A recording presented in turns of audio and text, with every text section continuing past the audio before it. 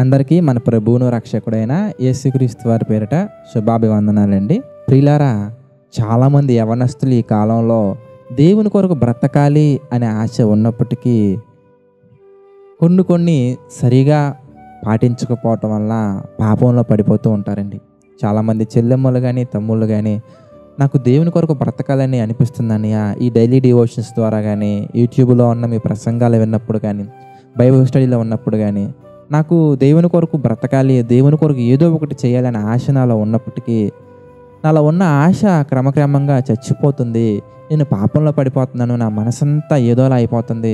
దీనికి సంబంధించి సొల్యూషన్ ఏంటి అన్నయ్య అని అడిగినప్పుడు ప్రభు కృపను బట్టి ప్రార్థనాపూర్వకంగా నేను సిద్ధపడి అనేకమైన విషయాలు వారితో షేర్ చేసుకున్నానండి. అయితే ఈ విషయాలు మీకు కూడా తెలిస్తే బాగుంటుంది అనే ఉద్దేశంతో ఈ డైలీ డివోషన్లో ఈ విషయం మాట్లాడుతున్నాను. ఏమీ లేదు ప్రియులారా, చాలా ఆత్మీయంగా అనుభవ పాఠాలు మనం నేర్చుకోవాలి.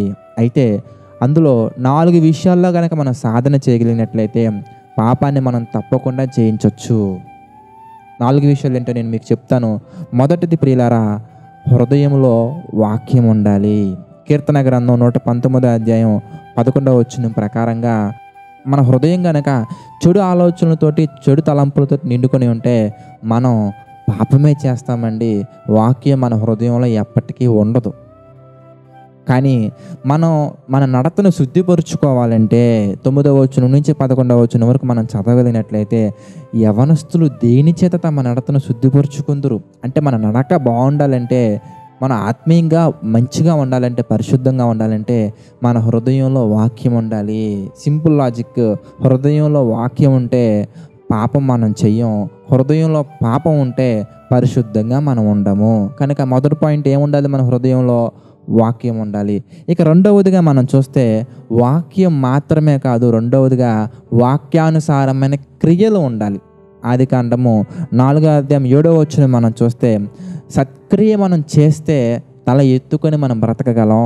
సత్క్రియ చేయకపోతే మన వాకిట పాపం పొంచి ఉంటుంది. కనుక మన వాక్యముతో పాటుగా రెండవదిగా మనం దేనిని సాధన చేయాలంటే మన వాక్యం చదువుకుంటున్నప్పుడు కొన్ని విషయాలు దేవుడు మనతో మాట్లాడతారు. నువ్వు ఇలా ఉండు, అలా ఉండు, ఆ పని చెయ్యి, ఈ పని చెయ్యి, ఇలా చేయాలి, ఎలా ఉండాలి, అలా ఉండకూడదు అని కొన్ని క్రియలు అంటే వాక్యానుసారమైనటువంటి పనులు దేవుడు మనతో వాక్యం ద్వారా మాట్లాడినప్పుడు ఆ పనులు చేసే ప్రయత్నం కాదు మనం చేయాల్సింది, ఆ పనుల్లో మనం నిమగ్నం అయిపోవాలి.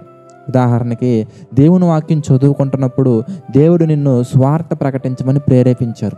దేవుడు నీకు ఎలాగైనా నువ్వు ఈ వారంలో 3 వాక్యం చెప్పాలి అనే ఒక ప్రేరేపణ నీకు ఇచ్చారు.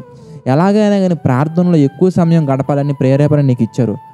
అంటే వాక్యం మీరు చదువుకుంటూ వెళ్తున్నప్పుడు దేవుడు మీకు కొన్ని పనులను వాక్యానుసారంగా మీకు అప్పగించడం జరుగుతుంది. వాటిల్లో నువ్వు నిమగ్నమైపోయి వాటిలో నువ్వు నిలబడగలగాలి. కనుక మొదటిది మళ్ళీ రిపీట్ చేస్తున్నాను, మన హృదయంలో వాక్యం ఉండాలి. రెండవదిగా మన హృదయంలో వాక్యం మాత్రమే కాదు, వాక్యానుసారమైనటువంటి క్రియలు మన జీవితంలో ఉండాలి. ఇక మూడవదిగా మనం చూస్తే మత్తయి సువార్త 26వ అధ్యాయము 41వ వచనం మనం చూస్తే ప్రార్థన మన జీవితంలో ఎప్పుడు ఉండాలి, ఎల్లప్పుడూ ఉండాలి. మనం శోధనలో పడిపోకుండా మెలకువగా ఉండినట్లుగా దేవుడు మనతో సూటిగా మాట్లాడుతున్నారు. కనుక మనం ఎప్పుడు కూడా ప్రతి విషయమందును కృతజ్ఞతాస్తుతులు చెల్లించుచు ప్రార్థన పూర్వకంగా మన భక్తి జీవితం ఎప్పుడు ముందుకు వెళ్తూనే ఉండాలి. అది చిన్న విషయమైనా పెద్ద విషయమైనా ఎలాంటి విషయమైనా కానీ ప్రియులారా, మూడవదిగా మన జీవితంలో ఎప్పుడు కూడా ప్రార్థన ఉండాలి. ఇక 4వ విషయం మనం మాట్లాడుకుంటే యోహాను గారు రాసినటువంటి మొదటి పత్రిక 5వ అధ్యాయము 4వ వచనం మనం చూస్తే విశ్వాసములో మనం బలవంతులుగా ఉండాలి. అక్కడ మనం చదవచ్చు 5వ అధ్యాయం 4వ వచనంలో లోకమును జయించిన విజయము మన విశ్వాసమే.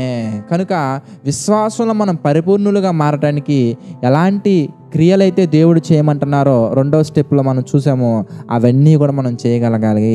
సో 4 పాయింట్స్ మనం మొదటి నుంచి మళ్ళీ మనం జాగ్రత్తగా గమనించినట్లయితే నెంబర్ 1 హృదయంలో వాక్యం ఉండాలి. నెంబర్ 2 వాక్యానుసారమైన క్రియలు మన జీవితంలో ఉండాలి. నెంబర్ 3 ప్రార్థన ఉండాలి. నెంబర్ 4 విశ్వాసంలో మనం బలవంతులుగా ఉండాలి. ఈ 4 విషయాల్లో కనుక మీరు సాధకము చేయగలిగినట్లయితే మీరు తప్పకుండా పాపాన్ని జయించగలరు. ఇంకా అనుభవపూర్వకమైనటువంటి పాఠాలు మీరు తెలుసుకోవాలని దేవుడు మిమ్మల్ని ప్రేరేపించినట్లయితే మమ్మల్ని సంప్రదించండి. మీరు ఏ విషయాల్లో పడిపోతున్నారో ఆ విషయాల్లో మనం చక్కగా మాట్లాడుకొని, వ్యక్తిగతంగా మనం మాట్లాడుకొని, వాటికి ప్రభు ఎలాంటి సూచనలు సలహాలు ఇస్తున్నారనేవి మన వాక్యానుసారంగా మనం చూద్దాం. ప్రార్థన చేసుకుందామండి. సకల ఆశీర్వాదములకు కారణభూతుడైనటువంటి మా ప్రియమైన పరలోకపు తండ్రి, అనేకమైన విషయాలు ఈ దినాన్ని మీరు మాతో మాట్లాడినందుకు కృతజ్ఞతాస్తుతులు చెల్లించుకుంటున్నాం తండ్రి. మమ్మల్ని దీవించండి, ఆశీర్వదించండి. మీకు మహిమకరంగా మా యొక్క జీవితం మా తండ్రి వెలుగింపబడినట్లుగా సహాయం చేయండి. ఎంతమంది అయితే ఈ డైలీ డివోషన్ అనేకులకు షేర్ చేస్తున్నారో, షేర్ చేస్తున్న ప్రతి ఒక్కరిని మీరు దీవించండి, ఆశీర్వదించండి తండ్రి. ఈ యొక్క వీడియోస్ చూస్తున్న ప్రతి ఒక్కరిని తండ్రి మీరు దీవించండి. ఆర్థిక, ఆరోగ్య, మానసిక సమస్యల్లో మా తండ్రి కృంగిపోతున్నట్లయితే తండ్రి వారిని మీరు లేవనెత్తండి.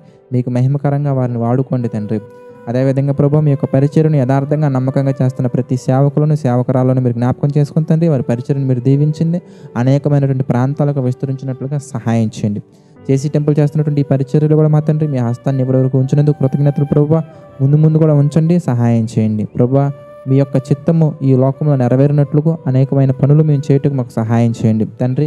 మీ చిత్తమైతే మేమందరం మరలా కలుసుకొని మీ యొక్క వాక్యాన్ని ధ్యానించే భాగ్యాన్ని, ధన్యతను మాకు అందించమని వేడుకుంటూ మా ప్రభువును రక్షకుడైన యేసుక్రీస్తు అతి పరిశుద్ధ నామమున ఈ ప్రార్థన అడిగి పెట్టుకునిచున్నాము తండ్రి.